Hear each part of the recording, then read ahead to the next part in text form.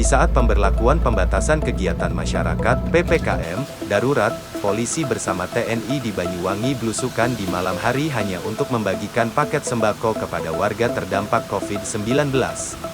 Kapolresta Banyuwangi, AKBP Nasrun Pasaribu mendatangi rumah-rumah warga kampung di pelosok Banyuwangi.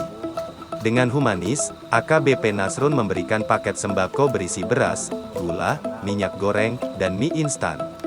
Penyaluran paket sembako di tengah pemberlakuan pembatasan kegiatan masyarakat (PPKM) darurat ini juga dilakukan di Polsek Jajaran. Total keseluruhan sebanyak 1.500 paket sembako diberikan kepada lansia hingga warga kurang mampu. Dalam kesempatan tersebut, AKBP Nasrun memberikan sembako kepada warga bersama Babinsa dan Babin Kamtipmas wilayah setempat. Selain memberikan sembako, TNI Polri juga melakukan sosialisasi kepada masyarakat tentang protokol kesehatan, prokes, dengan menerapkan 3M, yaitu memakai masker, mencuci tangan dengan sabun dan air mengalir, serta menjaga jarak dan menghindari kerumunan.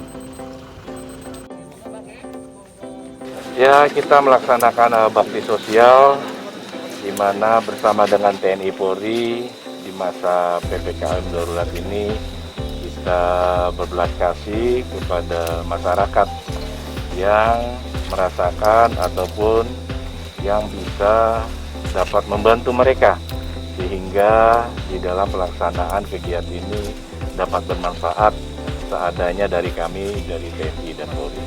Total keseluruhan dan? Hari ini kita laksanakan 25 sampai dengan 50 paket sembako sehingga bisa bermanfaat untuk masyarakat. Sasarannya kan?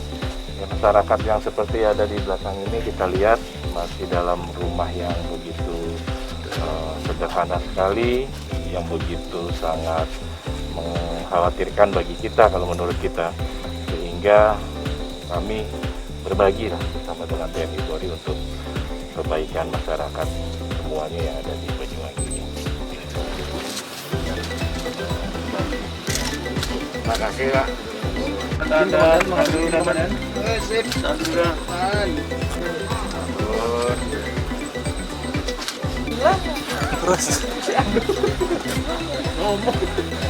Tim Kabar Banyuwangi melaporkan.